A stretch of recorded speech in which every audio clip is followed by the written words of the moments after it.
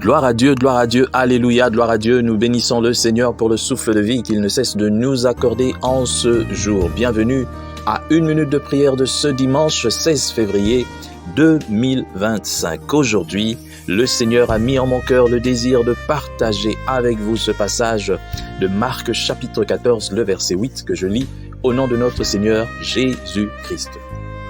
Elle a fait ce qu'elle a pu. Elle a fait ce qu'elle a pu. Elle a fait ce qu'elle a pu aux yeux de celui qui sait tout et qui voit tout. Eh bien, si facilement, nous chrétiens, nous nous laissons donc arrêter par la phrase « je ne peux pas ». C'est vraiment étonnant de voir des chrétiens chaque fois, face à l'adversité, face à un problème, plutôt que d'essayer, on abandonne. C'est une habitude mentale et devant tel appel au service, au dévouement, à une responsabilité, même à notre travail de tous les jours. Ça sort de la routine. Donc, nous fuyons en disant « je ne peux pas ». En premier lieu, ces paroles sont incompatibles avec la présence et la communion du Seigneur. Elles prouvent que nous sommes éloignés de Dieu. Parce que celui qui a Dieu avec lui ne va jamais dire « je ne peux pas ». Devant la tâche, il va faire ce qu'il peut.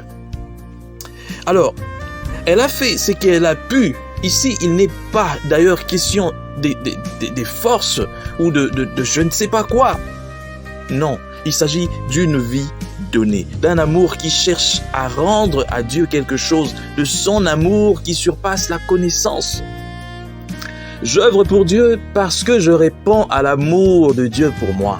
Le Seigneur m'a appelé pour que je travaille. Et hier encore, je parlais de ça avec mon épouse. Je disais, chérie, Dieu nous a appelés pour que nous puissions œuvrer pour lui. Ce n'est pas à nous de dire, ça ne marche pas. On ne voit pas peut-être telle chose évoluer. On ne fait pas. Voilà comment beaucoup d'enfants de Dieu, des serviteurs de Dieu, sont allés toucher des fétiches, sont allés faire des alliances avec n'importe qui, tout simplement parce qu'ils ont jugé l'œuvre de Dieu selon eux-mêmes. C'est à Dieu de juger.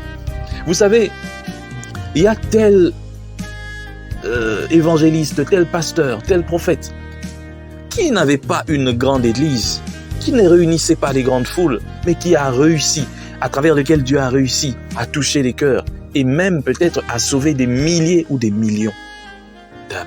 Pendant que ceux qui ont des grandes églises où 30 000 personnes s'assemblent là chaque semaine, mais n'ont pas besoin de changer, ne changent pas, ils sont toujours dans la médisance, ils sont toujours dans la calomnie, dans l'injustice, dans la jalousie, dans des mauvaises choses, ça ne sert à rien. C'est Dieu qui nous a appelés, qui nous rend aussi forts dans ce qu'on fait. Tout ce qu'il nous demande, fais ce que tu peux.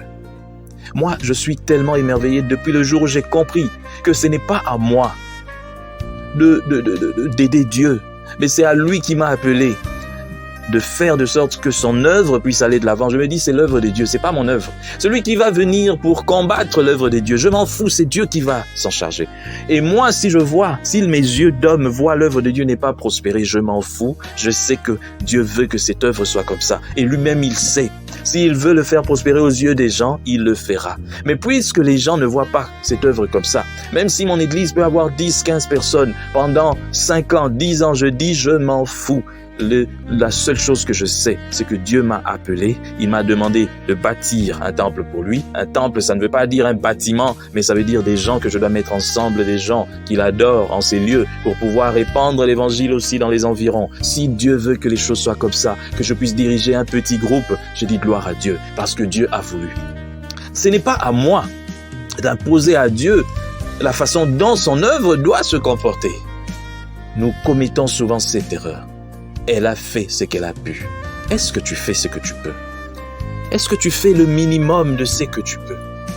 Fais-tu l'essentiel? C'est ça le problème aujourd'hui. C'est ça. Ce qui nous tue, ce qui tue l'évangile et l'œuvre de Dieu.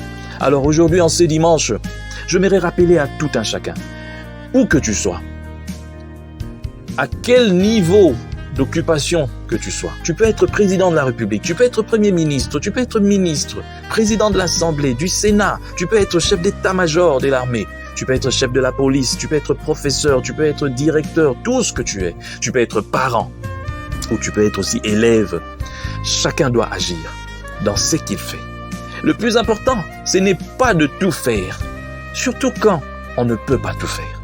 Mais je sais que le plus important aujourd'hui, le Seigneur nous rappelle que c'est de faire quelque chose. Ne sors jamais sans faire quelque chose. Fais quelque chose. Ne dis jamais je ne peux pas. J'ai toujours l'habitude de dire à mon fils, et il a abandonné cette habitude, je lui disais, il ne faut jamais dire dans ta vie que tu ne peux pas. Il ne faut jamais. Essaye.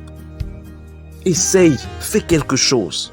Que Dieu bénisse sa parole, qu'il bénisse tous ceux qui vont me suivre aujourd'hui. Je prie le Seigneur que sa parole puisse se répandre selon sa volonté jusqu'aux extrémités de la terre. C'est Dieu qui gouverne son œuvre. C'est Dieu qui gouverne mon appel. C'est Dieu qui gouverne une minute de prière un jour. C'est Dieu qui gouverne Restez unis en Christ. Je ne suis qu'un exécutant.